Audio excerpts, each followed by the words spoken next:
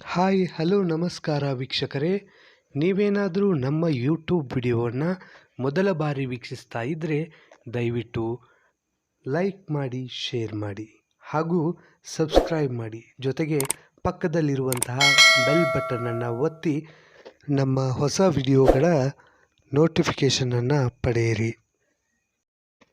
Let's start the video. ಹಲವಾರು ಸ್ಪರ್ಧಾತ್ಮಕ ಪರೀಕ್ಷೆಗಳಲ್ಲಿ ಕೇಳಲಾದ ಅನುಪಾತ ಹಾಗೂ ಸಮಾನುಪಾತದ ಬಗ್ಗೆ ಇವತ್ತು ತಿಳಿದುಕೊಳ್ಳೋಣ. ಹಾಗಾದರೆ ಇಲ್ಲಿ ಅನುಪಾತ ಮತ್ತು ಸಮಾನುಪಾತ ಅಂದರೆ ಏನಂತ ಅನ್ನೋದನ್ನು ನೋಡೋಣ. ಇಂಗ್ಲೀಷ್ನಲ್ಲಿ ಇದಕ್ಕೆ ರೇಷೋ ಆ್ಯಂಡ್ ಪ್ರಪೋರ್ಷನ್ ಅಂತ ಕರೀತಾರೆ. ಹಾಗಾದರೆ ಅನುಪಾತ ಎಂದರೇನು ಅಂತ ನಮಗೆ ಗೊತ್ತಿರಬೇಕು. ಮೊದಲು ಇಲ್ಲಿ ಅನುಪಾತ ಅಂದರೆ ಎರಡು ಸಂಖ್ಯೆಗಳು ಇರ್ತವೆ. ಎ ಮತ್ತು ಬಿ ಎನ್ನುವ ಎರಡು ಸಂಖ್ಯೆಗಳ ಆದೇಶದ ಜೋಡಿಯಾಗಿರುತ್ತೆ. ಇದನ್ನು ಏನಂತ ಬರಿತೀವಿ ಅಂದರೆ ಎ ಅನುಪಾತ ಬಿ ಅಂತ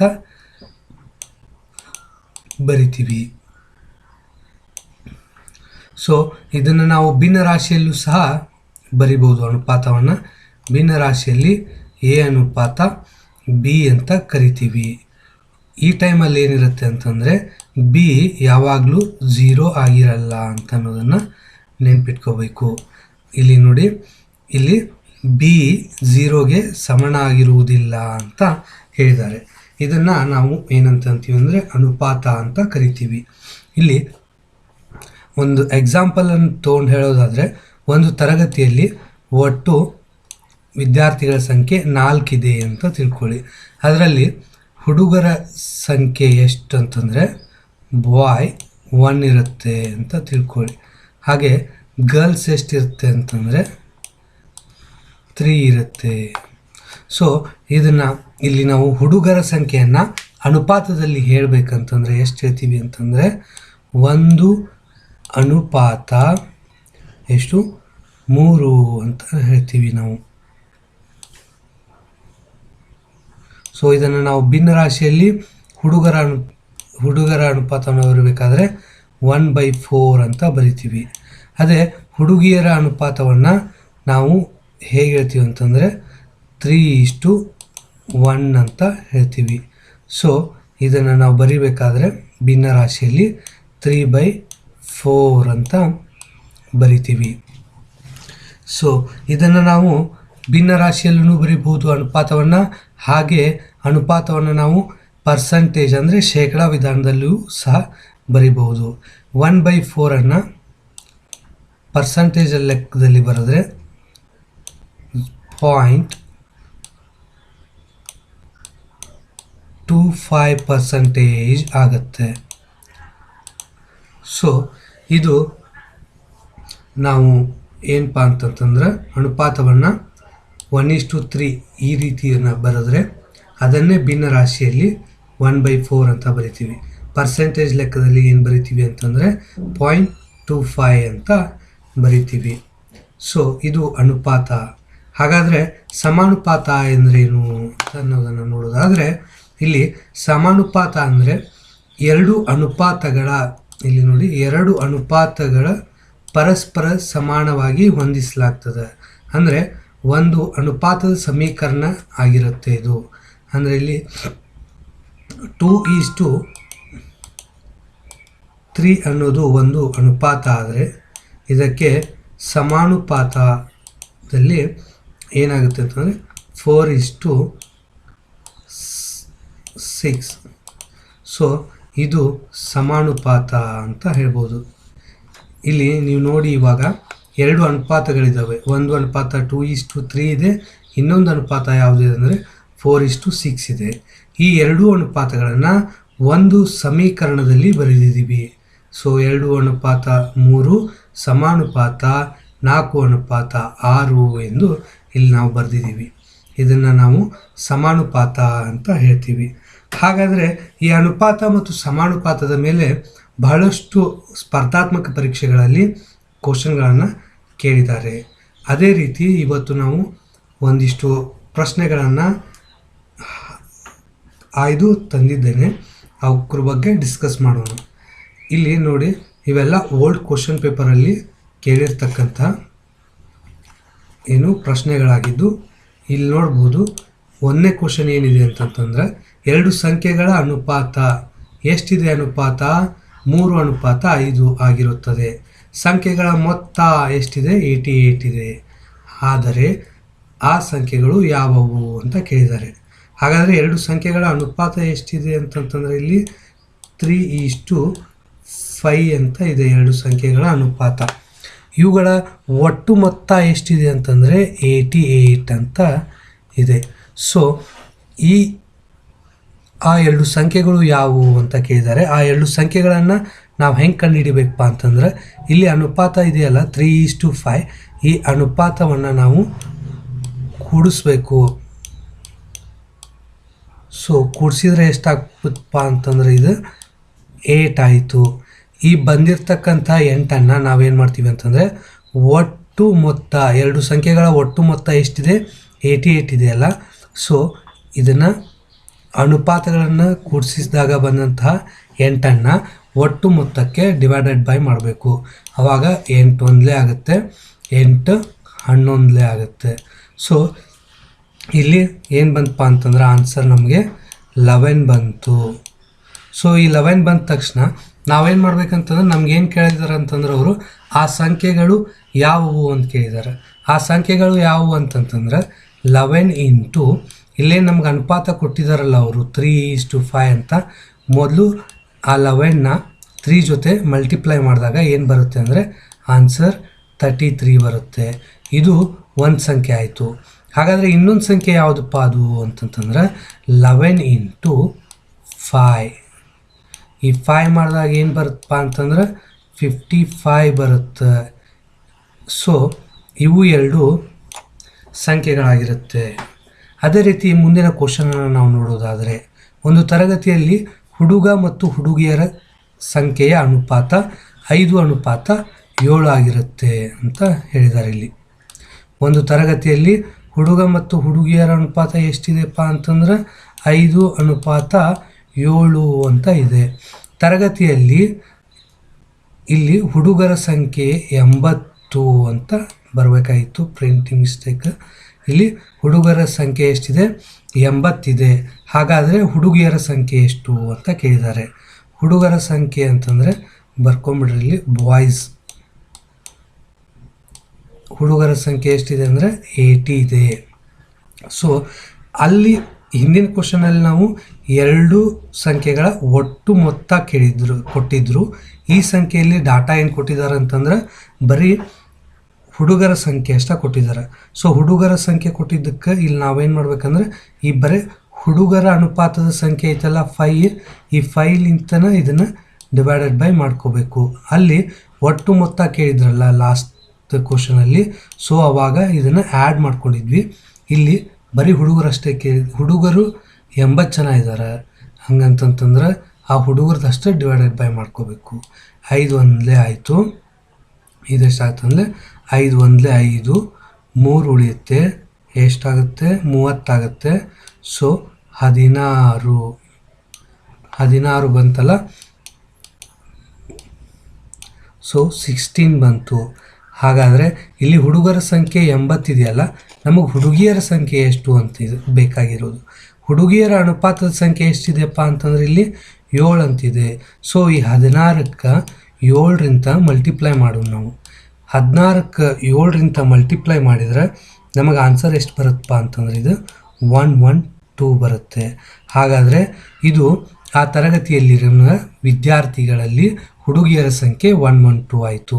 ಇದೇ ಮುಂದುವರೆದು ಆ ತರಗತಿಯಲ್ಲಿನ ಒಟ್ಟು ವಿದ್ಯಾರ್ಥಿಗಳ ಸಂಖ್ಯೆ ಎಷ್ಟು ಅಂತ ಕೇಳಿದರೆ ಇಲ್ಲಿ ಹುಡುಗಿಯರ ಸಂಖ್ಯೆ ಎಷ್ಟಿದೆ? 112 ಇದೆ. ಸೊ ಇದು 112 ಹುಡುಗಿಯರ ಸಂಖ್ಯೆ.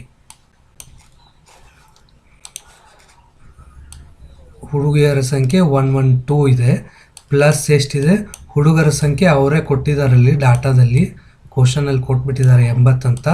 ಸೊ ಒಟ್ಟು ವಿದ್ಯಾರ್ಥಿಗಳ ಸಂಖ್ಯೆ ಎಷ್ಟಾಗುತ್ತೆ ಅಂತಂದರೆ 192 ಆಗುತ್ತೆ. ಇದು ಒಟ್ಟು ವಿದ್ಯಾರ್ಥಿಗಳ ಸಂಖ್ಯೆ ಕೇಳಿದಾಗ ಈ ಥರ ಮಾಡಬೇಕು. ಸೊ ಮುಂದಿನ ಕ್ವಶನನ್ನು ನಾವು ನೋಡೋಣ. ಮುಂದಿನ ಕ್ವಶನ್ ಏನಿದೆ ಅಂತಂತಂದರೆ ಒಂದು ತಾಮ್ರದ ಅದಿರಿನಲ್ಲಿ 12% ಶುದ್ಧ ತಾಮ್ರವಿದೆ. ಹಾಗಾದರೆ 69 kg ಶುದ್ಧ ತಾಮ್ರ ಪಡೆಯಲು ಅದಿರಿನ ಪ್ರಮಾಣವೆಷ್ಟು ಅಂತ ಕೇಳಿದ್ದಾರೆ. ಹಾಗಾದರೆ ಇಲ್ಲಿ ನೋಡೋದಾದರೆ ನಾವು ಒಂದು ತಾಮ್ರದ ಅದಿರಿನಲ್ಲಿ 12% ಶುದ್ಧ ತಾಮ್ರ ಅಂತಂದರೆ 100% ಅದಿರು ಇದೆ ಅಂದರೆ ನಮ್ಮ ಹತ್ರ. ಸೊ 100% ಅದಿರಿತ್ತಂದ್ರೆ ಅದ್ರೊಳಗೆ ನಾವು ಎಷ್ಟು ತೊಗೋತೀವಿ ಅಂತಂದ್ರೆ ನಮಗೆ ಜಸ್ಟ್ 12% ಅಷ್ಟು ನಮಗೆ ಶುದ್ಧ ತಾಮ್ರ ಸಿಗುತ್ತೆ ಅಂತ ಕ್ವಶನ್ ಇದೆ. ಹಾಗಾದರೆ ಏನಿದೆ ಅಂತಂದರೆ 69 kg ಶುದ್ಧ ತಾಮ್ರವನ್ನು ಪಡೆಯಲು ನಮಗೆ ಎಷ್ಟು kg ಅದಿರಬೇಕು ಅಂತ ಕೇಳಿದ್ದಾರೆ ಕ್ವಶನ್. ಸೊ ಇಲ್ಲಿ 100 kg ಅದಿರು ನಾವೇನಾದರೂ ತಗೊಂಡಿದ್ದೇ ಆದರೆ ಅದರಲ್ಲಿ ನಮಗೆ ಬರ್ತಕ್ಕಂತಹ ಶುದ್ಧ ತಾಮ್ರ ಬರೀ 12 kg. 100 kg ಅದಿರನ್ನು ನಾವು ತೊಗೊಂಡ್ರೆ ನಮಗೆ ಶುದ್ಧ ತಾಮ್ರ ಸಿಗೋದು 12 kg. ಹಾಗಾದರೆ 1 kg ನಾವು ಅದಿರನ್ನು ತಗೊಂಡಿದ್ದೇ ಆದರೆ ನಮಗೆ ಎಷ್ಟು kg ಶುದ್ಧ ತಾಮ್ರ ಸಿಗುತ್ತೆ ಅಂತಂತಂದರೆ 100/12 ಮಾಡಬೇಕು. ಸೊ ಇವಾಗ 1 kgಗೆ ನಮಗೆ ಸಿಗ್ತಕ್ಕಂಥ ಅದಿರಿನ ಪ್ರಮಾಣ ಸಿಗುತ್ತೆ. ಹಾಗಾದರೆ ನಮಗೆ ಎಷ್ಟು kg ಶುದ್ಧ ತಾಮ್ರ ಬೇಕು? 69 kg, 69 kg ಅಂದಿದ್ದಾರೆ. ಅದಕ್ಕೆ ನಾವು ಇದಕ್ಕೆ 69ಲಿಂತ ಮಲ್ಟಿಪ್ಲೈ ಮಾಡೋಣ. 69ಲಿಂತ ಮಲ್ಟಿಪ್ಲೈ ಮಾಡೋಣ. ಈಗ ನೋಡಿ 3 4 ಎಷ್ಟಾಗತ್ತಪ್ಪ? 12 ಆಗುತ್ತೆ. 3 7 6, 3 3 9. ಸೊ 4 1 ಇದು 25. ಸೊ ಈಗ ನೋಡಿ 25 ಇಂಟು 23 ಮಾಡಿದರೆ ನಮಗೆ ಎಷ್ಟು ಸಿಗುತ್ತೆ ಅಂತಂದರೆ ಇಲ್ಲಿ 573 kg ಅಷ್ಟು ನಮಗೆ ಅದಿರು ಬೇಕು. ಸೊ ನಮಗೆ 573 kg ಅಷ್ಟು ನಾವು ಅದಿರನ್ನು ತಗೊಂಡಿದ್ರೆ ಆದರೆ ನಮಗೆ ಶುದ್ಧ ತಾಮ್ರ ಎಷ್ಟು ಸಿಗುತ್ತೆ? 69 kg. ಸೊ 69 kg ಶುದ್ಧ ತಾಮ್ರವನ್ನು ಪಡೆಯಲು ನಾವು ಒಟ್ಟು ಬಳಸಬೇಕಾಗಿರ್ತಕ್ಕಂಥ ಅದಿರಿನ ಪ್ರಮಾಣ ಎಷ್ಟಂದರೆ 573 kg ಅಷ್ಟು ಅದಿರನ್ನು ನಾವು ಬಳಸಬೇಕಾಗತ್ತೆ. ಇನ್ನು ಮುಂದಿನ ಕ್ವಶನನ್ನು ನಾವು ನೋಡೋಣ. ಮುಂದಿನ ಕ್ವಶನಲ್ಲಿ ಏನಿದೆ ಅಂತಂತಂದರೆ 2 ಸಂಖ್ಯೆಗಳ ಅನುಪಾತ 3:5 ಆಗಿರುತ್ತದೆ. 2 ಸಂಖ್ಯೆಗಳದಾವ. ಆ 2 ಸಂಖ್ಯೆಗಳ ಅನುಪಾತ 3:5 ಆಗಿರುತ್ತೆ. ಸೊ ಆ ಸಂಖ್ಯೆಗಳಿಗೆ 10 ಕೂಡಿಸಿದಾಗ ಸಂಖ್ಯೆಗಳ ಅನುಪಾತ 5:7 ಆಗಿರುತ್ತೆ. ಇದಕ್ಕೆ 10 ಕೂಡಿಸಿದಾಗ 5:7 ಆಗಿರುತ್ತದೆ. ಹಾಗಾದರೆ ಆ ಸಂಖ್ಯೆಗಳು ಯಾವುವು ಅಂತ ಇದೆ. ನಾನೀಗ ಇದನ್ನು ಇದು ಕ್ರೂಡ್ ಮೆಥಡ್ ಒಳಗೆ ಹೇಳ್ಕೊಡ್ತೀನಿ.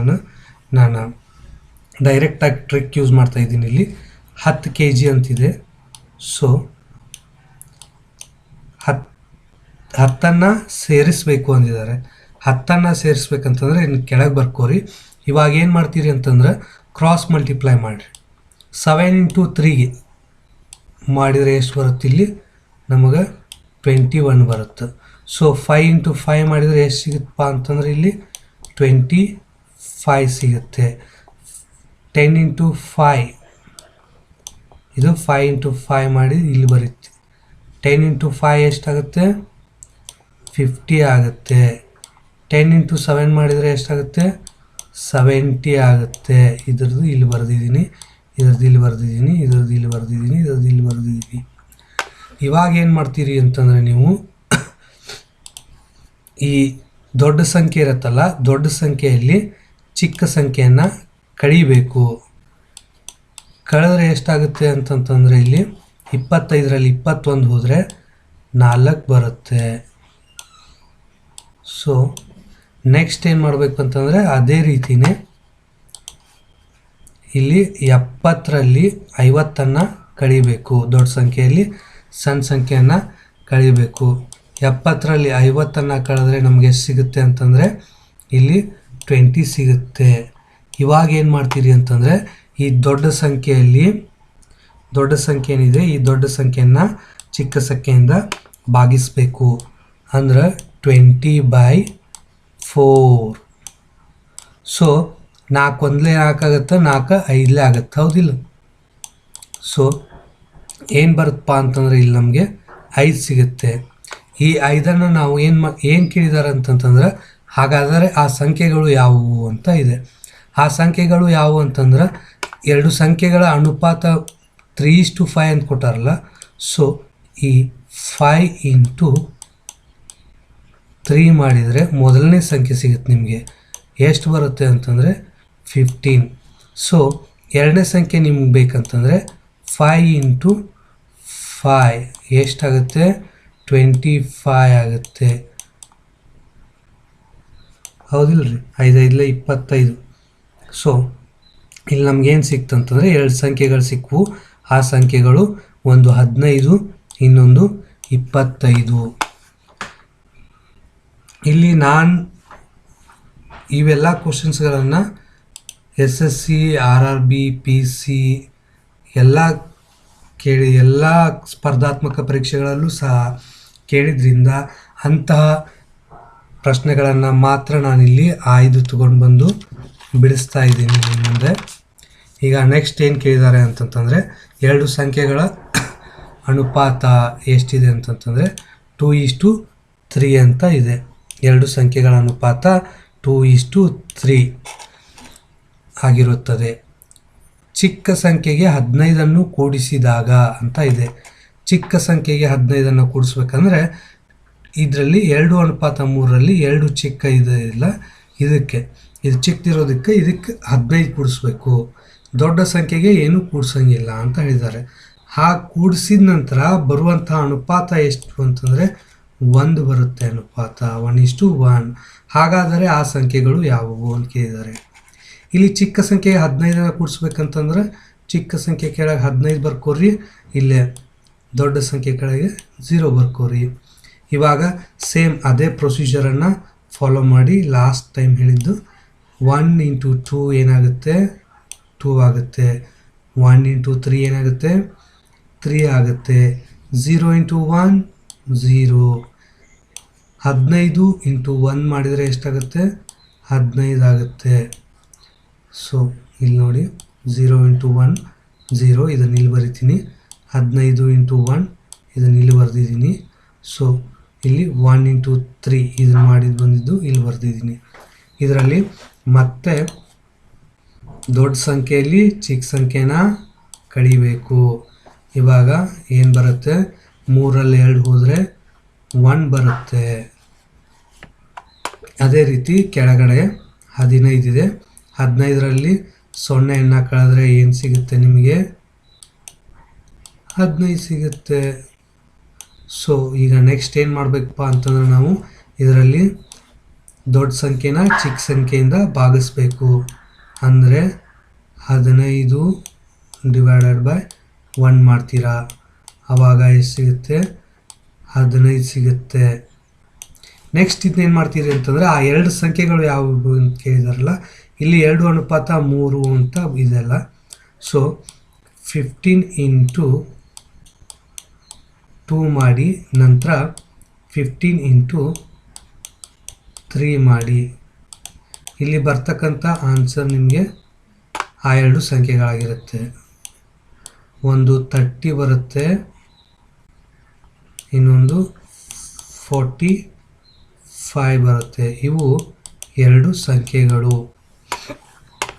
ಇನ್ನು ಮುಂದಿನ ಪ್ರಶ್ನೆಯನ್ನು ನೋಡೋದಾದರೆ, ಮುಂದಿನ ಪ್ರಶ್ನೆ, ಈ ಪ್ರಶ್ನೆ ಯಾವ ರೀತಿ ಇದೆ ಅಂತಂದರೆ ನೋಡ್ರಿ, ಮಿಶ್ರಣದ ಬಗ್ಗೆನೂ ಇದೆ, ಅನುಪಾತದ ಮೇಲೂ ಇದೆ. ನೋಡಿದರೆ ಮಿಶ್ರಣದ ಮೇಲೆ ಮಾಡಬೇಕಾ ಅಥವಾ ಅನುಪಾತದ ಮೇಲೆ ಮಾಡಬೇಕಾ ಅಂತ ಕನ್ಫ್ಯೂಸ್ ಆದಾಗ ಇಲ್ಲಿ ನೋಡ್ಬೋದು ನೀವು, ಅದು ಅನುಪಾತ ಅಂತಂತಂದು ಕೊಟ್ಬಿಟ್ಟಿದ್ದಾರೆ ಅವರು. 1:4 ಅಂತ ಕೊಟ್ಟಿದ್ದಕ್ಕೆ ಇದಕ್ಕೆ ಅನುಪಾತದ ಲೆಕ್ಕದಲ್ಲೇ ಮಾಡಿದರೆ ಕರೆಕ್ಟ್ ಆಗುತ್ತೆ. ಸೊ ಈ ಓಲ್ಡ್ ಕ್ವಶನ್ ಇತ್ತಲ್ಲ, ಅದೇ ರೀತಿನ ಇಲ್ಲಿ ಮಾಡಬೇಕಾಗತ್ತೆ. ನೀವು ಟ್ರೈ ಮಾಡಿರಿ ನನ್ನ ಜೊತೆ. ಇಲ್ಲೇನಿದೆ ಅಂತಂದ್ರೆ ಹಾಲು ಮತ್ತು ನೀರಿನ ಅನುಪಾತ ಅಂತಿದೆ. ಹಾಲು ಮಿಲ್ಕ್, ಇದೇನು ನೀರಿನ ಅನುಪಾತ ವಾಟರ್. ಸೊ ಎಷ್ಟಿದೆಪ್ಪ? 1 ಇದೆ. ಮಿಲ್ಕ್, ವಾಟ್ರದ್ದು ಎಷ್ಟಿದೆ? 4 ಇದೆ. ಈ ಮಿಶ್ರಣಕ್ಕೆ 60 ಲೀಟ್ರ್ ಹಾಲನ್ನು ಸೇರಿಸಬೇಕು ಅಂದಿದ್ದಾರೆ. ಸೇರಿಸಿದರೆ ಮಿಶ್ರಣದ ಪ್ರಮಾಣ ಎಷ್ಟಾಗುತ್ತೆ ಅಂತೆ? 3:4 ಆಗುತ್ತೆ. ಸೊ ಎಷ್ಟು ಲೀಟ್ರು? 60 ಲೀಟ್ರ್ ಹಾಲನ್ನು ಸೇರಿಸ್ಬೇಕು. ಅಂದರೆ ಮಿಲ್ಕ್ ಸೈಡ್ 60 ಹಾಕ್ಕೊಳ್ರಿ, ಈ ವಾಟರ್ ಸೈಡ್ 0 ಹಾಕ್ಕೊಳ್ರಿ. ಸೇಮ್ ನೆಕ್ಸ್ಟ್ ಪ್ರೊಸೀಜರ್ ಕಂಟಿನ್ಯೂ ಮಾಡಿ. ಕ್ರಾಸ್ ಮಲ್ಟಿಪ್ಲಿಕೇಶನ್ 4 1 4, 4 3 12, 3 0, 3 ಇಂಟು 0 ಮಾಡಿದರೆ 0ನೇ ಬರುತ್ತೆ. 60 ಇಂಟು 4 ಮಾಡಿದರೆ 240 ಆಗುತ್ತೆ. 3 ಇಂಟು 0 ಮಾಡಿದರೆ 0, 60 ಇಂಟು 4 ಮಾಡಿದರೆ 240, 3 ಇಂಟು 4 ಮಾಡಿದರೆ 12. ಸೊ ನೆಕ್ಸ್ಟ್ ಏನು ಮಾಡ್ತೀವಿ ಅಂತಂದರೆ ದೊಡ್ಡದರಲ್ಲಿ ಸಣ್ಣ ಸಂಖ್ಯೆನ ಮಾಡಬೇಕು. ಸೊ ಇಲ್ಲಿ ಇದನ್ನು ಮೈನಸ್ ಮಾಡಿದರೆ ನಿಮಗೆ ಮತ್ತೆ ಇಲ್ಲಿ 240ನ ಈ 0ಗೆ ಮೈನಸ್ ಮಾಡಬೇಕು, ಕಡಿಬೇಕು. ಇಲ್ಲಿ 8 ಬರುತ್ತೆ. ಇದು 240ಗೆ 240ನೇ ಬರುತ್ತೆ.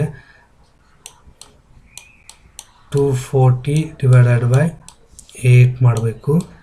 8 1 8 3 24. ಸೊ 30 ಬಂತು.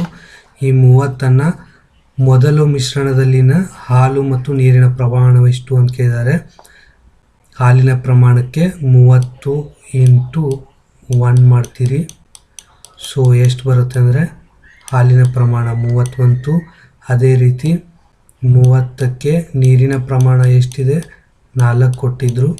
ಸೊ ಮಲ್ಟಿಪ್ಲೈ ಮಾಡ್ತೀರಾ. 3 4 12, 120 ಬರುತ್ತೆ. ಇದು ಹಾಲಿನ ಪ್ರಮಾಣ, ಇದು ನೀರಿನ ಪ್ರಮಾಣ. ಸೊ ಇದೇ ರೀತಿ ಮುಂದಿನ ಒಂದು ಪ್ರಶ್ನೆಯನ್ನು ನೋಡೋಣ. ಈ ಪ್ರಶ್ನೆಯಲ್ಲಿ ಏನಿದೆ ಅಂತಂದರೆ, ಒಂದು ತರಗತಿಯಲ್ಲಿನ ಹುಡುಗ ಮತ್ತು ಹುಡುಗಿಯರ ಅನುಪಾತವನ್ನು ಕೊಟ್ಟಿದ್ದಾರೆ. ಹುಡುಗ ಮತ್ತು ಹುಡುಗಿಯರ ಅನುಪಾತ ಎಷ್ಟಿದೆ ಅಂತಂತಂದರೆ ಇಲ್ಲಿ 7:8. ಹುಡುಗ ಮತ್ತು ಹುಡುಗಿಯರ ಅನುಪಾತ ಎಷ್ಟು? 7:8 ಇದೆ. ಈ ಅನುಪಾತವನ್ನು ನಾವು ಅನುಕ್ರಮವಾಗಿ 20% ಮತ್ತು 10% ಹೆಚ್ಚಿಸಬೇಕು. 20% ಹೆಚ್ಚಿಸಿದ್ರೆ ಎಷ್ಟಾಗುತ್ತೆ? 120% ತೆಗೆದ್ರೆ. ಹಾಗೆ ಸೊ ಇದು ಕರೆಕ್ಟ್ ಆಗಲಿಲ್ಲ, 120 ಅಲ್ಲ, ಈಗ ಕರೆಕ್ಟ್ ಆಯ್ತು. ಇದು 120. ಹಂಗೆ 10% ಹೆಚ್ಚಿಗೆ ಮಾಡಿದ್ರೆ ಎಷ್ಟಾಗುತ್ತೆ? ಇದು 110 ಆಗುತ್ತೆ. ಸೊ ಇಲ್ಲಿ ಹುಡುಗರು ಎಷ್ಟಿದೆ? 7 ಇದೆ. ಹಾಗೆ ಹುಡುಗಿಯರದು ಎಷ್ಟಿದೆ? 8 ಇದೆ. ಇದನ್ನೆರಡನ್ನ ಈಗ ಏನು ಮಾಡ್ತೀರಿ ಅಂತಂತಂದರೆ, ನೀವು ಕ್ರಾಸ್ ಮಲ್ಟಿಪ್ಲಿಕೇಶನ್ ಮಾಡಿಕೊಂಡಾಗ ನೀವಿಲ್ಲಿ ಏನು ಮಾಡ್ತೀರಿ ಅಂತಂತಂದ್ರೆ ಕಡ್ತಾ ಹೊಡಿತೀರಿ. ಆವಾಗ ಎಷ್ಟು ಬರುತ್ತೆ ಅಂತಂತಂದ್ರೆ ಇದು 21 ಬರುತ್ತೆ. ಇದು 22 ಬರುತ್ತೆ. ಹೆಂಗಪ್ಪ ಅಂತಂದ್ರೆ ಈ 0ಕ್ಕೆ 0 ಹೋಗುತ್ತೆ. ನೆಕ್ಸ್ಟ್ ಏನಪ್ಪ ಅಂತಂತಂದರೆ 12. ಈಗ ಇಲ್ಲಿ 4 2 8, 4 3 12, 7 3 21, 11 22. 21 ಅನುಪಾತ 22 ಉತ್ತರ ಬಂತು ನಮಗೆ. ಅಂದರೆ ಹೊಸ ತರಗತಿಯಲ್ಲಿನ ಅನುಪಾತ ಎಷ್ಟು ಆಗುತ್ತೆ ಅಂತಂದರೆ 20% ಹೆಚ್ಚಿಸಿದಾಗ ಹಾಗೂ 10% ಹೆಚ್ಚಿಸಿದಾಗ 21 ಅನುಪಾತ 22 ಆಗುತ್ತೆ. ನೆಕ್ಸ್ಟ್ ಕ್ವಶನ್ ಏನಿದೆ ಅಂತಂತಂದರೆ ಇದು ಸಮಾನುಪಾತದ ಮೇಲಿದೆ. 20 ಅನುಪಾತ 25 ಸಮಾನುಪಾತ 16 ಅನುಪಾತ ಡಿ ಅಂತ ಇದೆ. ಈ ಡಿನ ನಾವು ಈಗ ಫೈಂಡ್ ಔಟ್ ಮಾಡ್ಕೋಬೇಕು. ಈಗ ಫೈಂಡ್ ಔಟ್ ಮಾಡ್ಬೇಕಂದ್ರೆ ಇದನ್ನು ಇದ್ರ ಜೊತೆ ಮಲ್ಟಿಪ್ಲೈ ಮಾಡಿರಿ, ಇದನ್ನು ಇದ್ರ ಜೊತೆ ಮಾಡ್ತೀರಿ. ಆವಾಗ ಕ್ರಾಸ್ ಮಲ್ಟಿಪ್ಲೈ ಮಾಡಿದಾಗ ಏನಾಗುತ್ತೆ ಅಂತಂದರೆ 20 into D is equals to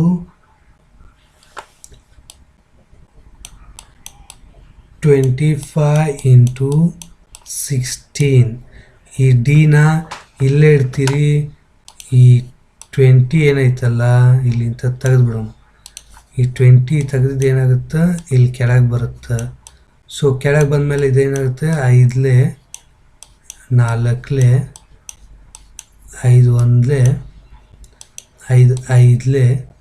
so answer ಎಷ್ಟು ಬಂತಂದ್ರೆ 20 ಬಂತು. ಡಿ ಏನಪ್ಪ ಅಂತಂದ್ರೆ 20 ಆಗಿರುತ್ತೆ. ನೆಕ್ಸ್ಟ್ ಕ್ವಶನ್ ನೋಡೋದಾದರೆ ಇದು ವಯಸ್ಸಿನ ಮೇಲೆ ಅನುಪಾತಗಳ ಆಧಾರದ ಮೇಲೆ ಬಂದಿರತಕ್ಕಂಥ ಕ್ವಶನ್. ಈ ಥರದ ಕ್ವಶನ್ ಬಹಳಷ್ಟು ಸ್ಪರ್ಧಾತ್ಮಕ ಪರೀಕ್ಷೆಗಳಲ್ಲಿ ನೀವು ನೋಡಿರ್ತೀರಿ. ಹಂಗೆ ಹೌದಾ. ಈಗ ಏನಪ್ಪ ಅಂತಂತಂದ್ರೆ ಇದರಲ್ಲಿರುವಂತಹ ಇದು ವಯಸ್ಸಿನ ಆಧಾರವನ್ನು ಇಟ್ಕೊಂಡು ಮಾಡಿರ್ತಕ್ಕಂಥ ಒಂದು ಕ್ವಶನ್. ಇಲ್ಲಿ ಏನಿದೆ ಅಂತಂತಂದ್ರೆ ತಂದೆಯ ವಯಸ್ಸು ತನ್ನ ಮಕ್ಕಳ ವಯಸ್ಸಿನ 3ರಷ್ಟಿದೆ ಅಂತಂದರೆ, ತಂದೆಯ ವಯಸ್ಸು ತನ್ನ ಮಕ್ಕಳಿನ 3ರಷ್ಟಿದೆ ಅಂದರೆ ಇಲ್ಲಿ ಮಕ್ಕಳ ವಯಸ್ಸು ಅಸ್ಯೂಮ್ 1 ಮಾಡ್ಕೊರಿ. ಇಲ್ಲಿ ಮಕ್ಕಳ ವಯಸ್ಸು ಅಂತ ಇದೆ,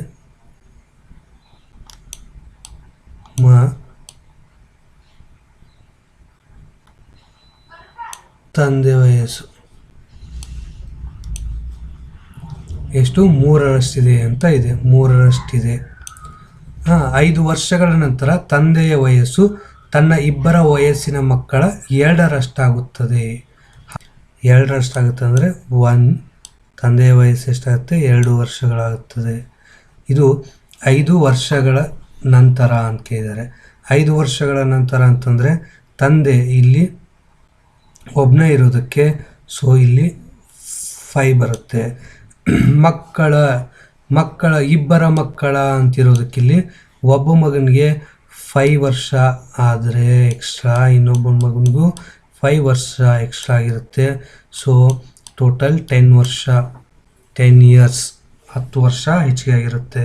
ಸೊ ಈಗ ಡಾಟಾ ಬಂತು, ಸೇಮ್ ಓಲ್ಡ್ ಪ್ರೊಸೀಜರ್ನ ಫಾಲೋ ಮಾಡಿ ಆನ್ಸರ್ ಸಿಗುತ್ತೆ. ಆನ್ಸರನ್ನು ಹೇಳಿ. 2 1 2, 3 1 3, 5 1 5, 10 20. ಸೇಮ್ ದೊಡ್ಡದ್ರೊಳಗೆ ಸಣ್ಣ ಸಂಖ್ಯೆಯನ್ನು ಕಳಿಬೇಕು. 3ರಲ್ಲಿ 2 ಹೋದರೆ 1 ಬರುತ್ತೆ. 20ರಲ್ಲಿ 5 ಹೋದರೆ 15 ಆಗುತ್ತೆ. ಸೊ ದೊಡ್ಡದ್ರಲ್ಲಿ ಸಣ್ಣ ಸಂಖ್ಯೆಯನ್ನು ಭಾಗಿಸೋಣ. 15/1 15 ಬಂತು. ಹಾಗಾದರೆ ತಂದೆಯ ಪ್ರಸ್ತುತ ವಯಸ್ಸೆಷ್ಟು ಅಂತ ಕೇಳಿದ್ದಾರೆ. ತಂದೆಯ ಪ್ರಸ್ತುತ ವಯಸ್ಸು ಎಷ್ಟು ಅಂತ ಕೇಳಿದರೆ ಇಲ್ಲಿ ಮಗನಿಗೆ 15 ವರ್ಷ ಆಗಿತ್ತು ಅಂತಂದರೆ ತಂದೆಯ ವಯಸ್ಸು ಅವನ 3ರಷ್ಟಿರುತ್ತೆ. ಸೊ 15 into 3 ಮಾಡಿ ನಿಮಗೆ ಇಲ್ಲಿ ಆನ್ಸರ್ ಎಷ್ಟು ಬರುತ್ತೆ 45 ಬರುತ್ತಲ್ಲ, ಇದು ತಂದೆಯ ಪ್ರಸ್ತುತ ವಯಸ್ಸಾಗಿರುತ್ತೆ. So next slide. ಇಲ್ಲಿ ಈಗಿನಿಂದ 10 ವರ್ಷಗಳ ನಂತರ ತಂದೆ ಮತ್ತು ಮಗನ ವಯಸ್ಸಿನ ಅನುಪಾತ ಎಷ್ಟಿದೆ ಅಂದರೆ 5:3 ಇತ್ತು. ಹಾಗಾದರೆ 10 ವರ್ಷಗಳ ಮೊದಲು ಇವರ ಅನುಪಾತ ಎಷ್ಟಿತ್ತು ಅಂದರೆ 3:1 ಇತ್ತು. ಹಾಗಾದರೆ ಪ್ರಸ್ತುತ ತಂದೆಯ ವಯಸ್ಸಿನ ಅನುಪಾತವೆಷ್ಟು ಅಂತ ಕ್ವಶನ್ ಕೇಳಿದ್ದಾರೆ. ಇಲ್ಲಿ 10 ವರ್ಷಗಳ ಹಿಂದೆ ಅಂತಂತಂದರೆ ಇದು ಫಸ್ಟ್ ಇಲ್ಲಿ ಬರ್ಕೊಳ್ರಿ. 10 ವರ್ಷಗಳ ಹಿಂದೆ ಅಂತಂತಂದು 10 ವರ್ಷಗಳ ಹಿಂದೆ ಎಷ್ಟಿತ್ತಂತಂದರೆ ಅನುಪಾತ 3:1 ಇರುತ್ತೆ. ತಂದೆಗೆ 3 ಇದ್ದರೆ ಮಗನಿಗೆ 1 ಇರುತ್ತೆ. ನಂತರ 10 ವರ್ಷಗಳ ನಂತರ ಎಷ್ಟಿರುತ್ತೆ ಅಂದರೆ ತಂದೆಗೆ 5 ಇದ್ದರೆ ಮಗನಿಗೆ 3 ಇರುತ್ತೆ. ಇಲ್ಲಿ 10 ವರ್ಷಗಳ ನಂತರ ಅದು 10 ವರ್ಷ, ಹಾಗೆ 10 ವರ್ಷಗಳ ಹಿಂದೆ ಅಂದರೆ ಇಲ್ಲಿ ಟೋಟಲ್ 20 ವರ್ಷ ಡಿಫ್ರೆನ್ಸ್ ಬಂದಿರೋದಕ್ಕೆ ನಾವಿಲ್ಲಿ ಕೆಳಗಡೆ 20 ವರ್ಷವನ್ನು ಹಾಕೋತೀವಿ. ಸೊ ಸೇಮ್ ಪ್ರೊಸೀಜರನ್ನು ಫಾಲೋ ಮಾಡ್ತೀವಿ. 3 3 9 9 5 1 5 25 100 100 23 ಎಷ್ಟು 60 ಸೇಮ್ ದೊಡ್ಡದ್ರಲ್ಲಿ ಸಣ್ಣ ಸಂಖ್ಯೆಯನ್ನು ಕಳಿತೀವಿ. ಇಲ್ಲಿ 4 ಬರುತ್ತೆ. ಇದು ಇದರಲ್ಲಿ 9ರಲ್ಲಿ 5 ಹೋದರೆ, ಸೊ 100ರಲ್ಲಿ 60 ಹೋದರೆ ಎಷ್ಟಾಗುತ್ತೆ 40 ಆಗುತ್ತೆ. ಇದರಲ್ಲಿ ದೊಡ್ಡ ಸಂಖ್ಯೆಯನ್ನು ಚಿಕ್ಕ ಸಂಖ್ಯೆಯಿಂದ ಭಾಗವನ್ನು ಮಾಡಬೇಕಾಗುತ್ತೆ. 40 ಡಿವೈಡೆಡ್ ಬೈ 4 ಆನ್ಸರ್ ಎಷ್ಟು ಬರುತ್ತೆ ಅಂದರೆ 10 ಬರುತ್ತೆ ನಿಮಗೆ. ಹಾಗಾದರೆ ಏನು ಕ್ವಶನ್ ಕೇಳಿದ್ದಾರೆ ಅಂದರೆ ಪ್ರಸ್ತುತ ವಯಸ್ಸುಗಳ ಅನುಪಾತ ಎಷ್ಟು ಅಂತ ಕೇಳಿದ್ದಾರೆ. ಪ್ರಸ್ತುತ ವಯಸ್ಸುಗಳ ಅನುಪಾತ ಕಂಡುಹಿಡಬೇಕಂತಂದರೆ ಈಗ ಹಿಂದೆ ಇರೋ ಏನು 10 ವರ್ಷಗಳ ಹಿಂದೆ ಇವ್ರದ್ದು ಎಷ್ಟಿತ್ತು ಅಂತಂದರೆ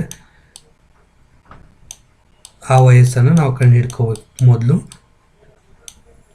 ಇಂಟು 3 ಮಾಡಿದರೆ 30. 10 ಬಂದಿರೋ 10ಕ್ಕೆ ತಂದೆದು 3 ಇರುತ್ತೆ, ಅದನ್ನು ಮಲ್ಟಿಪ್ಲೈ ಮಾಡಿದ್ವಿ. ಅದೇ ರೀತಿ 10ಕ್ಕೆ ಮಗಂದು 1 ಇರುತ್ತೆ, 1ಅನ್ನು ಮಲ್ಟಿಪ್ಲೈ ಮಾಡಬೇಕು. ಇಲ್ಲಿ 1 10 10 ಬರುತ್ತೆ. ಇದಕ್ಕೆ 10 ವರ್ಷಗಳ ನಂತರ ಅಂತ ಪ್ರಸ್ತುತ ಇದು ಹಿಂದೆ ಇರುವುದು ಇದು ಬಂತು. ಈಗ ಪ್ರಸ್ತುತ 10 ವರ್ಷವನ್ನು ಆ್ಯಡ್ ಮಾಡೋಣ ಎರಡಕ್ಕೂ. ಸೊ ಇದು 40 ಆಯಿತು, ಇದು 20 ಆಯಿತು. ಪ್ರಸ್ತುತ ವಯಸ್ಸನ್ನು ಆ್ಯಡ್ ಮಾಡಿದ ನಂತರ ಇಲ್ಲೇನು ಕೇಳಿದಾರೆ ವಯಸ್ಸಿನ ಅನುಪಾತ ಕೇಳಿದಾರೆ. ಅನುಪಾತ ಅಂತಂದರೆ ಏನಪ್ಪ, ತಂದೆ 40 ಐತಿ, ಮಗಂದು 20 ಐತಿ. ಸೊ ಸಿಂಪ್ಲಿಫೈ ಮಾಡಿರಿ, 2:1 ಬರುತ್ತೆ. ಇದೇನೈತಲ್ಲ ಇದು ತಂದೆ ಹಾಗೂ ಮಗನ ಪ್ರಸ್ತುತ ನಡುವಿನ ಅನುಪಾತ. ನೆಕ್ಸ್ಟ್ ಈ ಥರ ಕ್ವಶನ್ಗಳನ್ನು ನೀವು ಹಲವಾರು ಎಕ್ಸಾಮ್ಗಳಲ್ಲಿ ನೋಡಿರ್ತೀರಿ. ನೀವು ಇದನ್ನು PC ನೋಡಿದಿರಿ, KPSC ಅವ್ರು ಕೇಳಿದಾರೆ, SSC ಅವ್ರು ಕೇಳಿದ್ದಾರೆ. ಆದರೆ ಡಾಟಾ ಸ್ವಲ್ಪ ಚೇಂಜಸ್ ಇರ್ತಾವೆ. ಇದು ಆ್ಯಕ್ಚುಲಿ ಈ ಕ್ವಶನ್ ಬಂದುಬಿಟ್ಟು SSC 2008 ಇದನ್ನು ಕೇಳಿದ್ರು. ಅದನ್ನು ನಾನು ಇಲ್ಲಿ ತೊಗೊಂಬಂದು ಬಿಡಿಸ್ತಾ ಇದ್ದೀನಿ. ಏನಿದೆ ಕ್ವಶನ್ ಅಂತಂತಂದ್ರೆ ಒಂದು ಚೀಲದಲ್ಲಿ ₹1, 50 ಪೈಸಾ, 25 ಪೈಸಾ ಅದಾವೆ. ಅವು ಎಂಥ ರೇಷೋ ಒಳಗದಾವಪ್ಪ ಅಂತಂದ್ರೆ 2:3:4 ಅಷ್ಟಿವೆ ಅಂತ ಇಲ್ಲಿದೆ. ಇವುಗಳ ಒಟ್ಟು ಮೊತ್ತ ₹180 ಆದರೆ 50 ಪೈಸೆ ನಾಣ್ಯಗಳ ಸಂಖ್ಯೆ ಎಷ್ಟು ಅಂತ ಕೇಳಿದ್ದಾರೆ. ಒಂದು ಚೀಲ ಐತಿ ಅಂತಂದು ತಿಳ್ಕೊಂಡ್ರೆ ಆ ಚೀಲದೊಳಗೆ ₹1 ಐತಿ ಅಂತಂದು ತಿಳ್ಕೊರಿ. ₹1 ಐತಿ ಅಂತಂದ್ರೆ ಅದನ್ನು ಪೈಸೆ ಕನ್ವರ್ಟ್ ಮಾಡಿದರೆ ಎಷ್ಟು ಪೈಸೆ ಆಗ್ತಾವೆ ಸರ್?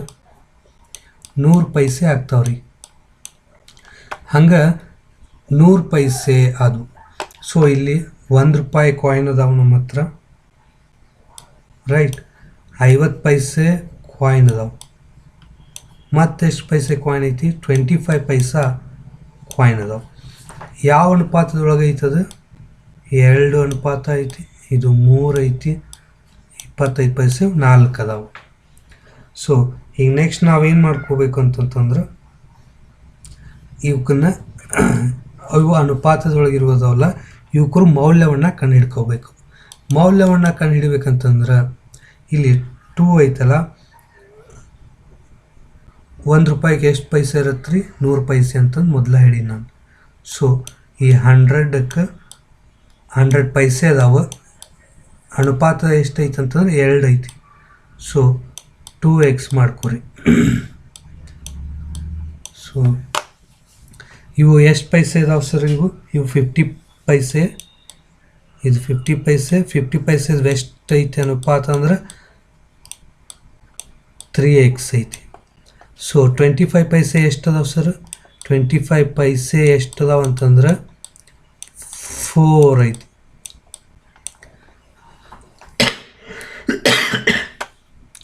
ಇವಾಗ ಇದನ್ನು ಮಲ್ಟಿಪ್ಲೈ ಮಾಡ್ಕೋತೀರಿ. ಇದು 200x ಆಗುತ್ತೆ. 50 × 3 ಎಷ್ಟಾಗುತ್ತೆ? 150x ಆಗುತ್ತೆ. ಸೊ 25 × 4 ಎಷ್ಟಾಗುತ್ತೆ? 100x ಆಗುತ್ತೆ. ಆಯಿತು. ಇದನ್ನೆಲ್ಲ ಇವಾಗ ಆ್ಯಡ್ ಮಾಡ್ಕೊಳ್ಳೋಣ ನಾವು. 200 + 100 ಎಷ್ಟು 300 ಆಯಿತು. 300 + 150 450 ಆಯಿತು. 450x ಅಷ್ಟು ಆಯಿತು. ನಂತರ ಏನು ಮಾಡೋದು ಅಂತಂತಂದರೆ ನಾವೀಗ ಇಲ್ಲಿ 180 ರೂಪಾಯಿ ಇರುತ್ತಲ್ಲ, ಅದನ್ನು ಪೈಸೆಗೆ ಕನ್ವರ್ಟ್ ಮಾಡಬೇಕಂದ್ರೆ 180 × 100 ಮಾಡ್ತೀವಿ, ಡಿವೈಡೆಡ್ ಬೈ 450 ಮಾಡಬೇಕು. ಎಕ್ಸ್ನ ಸೈಡ್ ಇಟ್ಟು 450 ಮಾಡಿಕೊಂಡಾಗ ಸಿಂಪ್ಲಿಫೈ ಮಾಡಿದಾಗ ನಿಮಗೆ ಇಲ್ಲಿ 40 ಸಿಗುತ್ತೆ. ಎಕ್ಸ್ 50 ಪೈಸೆ, ಇಲ್ಲಿ 3x ಇದೆಯಲ್ಲ, ಇಲ್ಲಿ ಅನುಪಾತ ಎಷ್ಟಿದೆ 50 ಪೈಸೆದು 3 ಕೊಟ್ಟಾರೆ. ಸೊ ಈ 3ಕ್ಕೆ ಈ 40 ಅಂತ ಮಲ್ಟಿಪ್ಲೈ ಮಾಡಿದರೆ ಎಷ್ಟು ಬರ್ತೈತಪ್ಪ ಅಂತಂದ್ರೆ 120 ಬರುತ್ತೆ.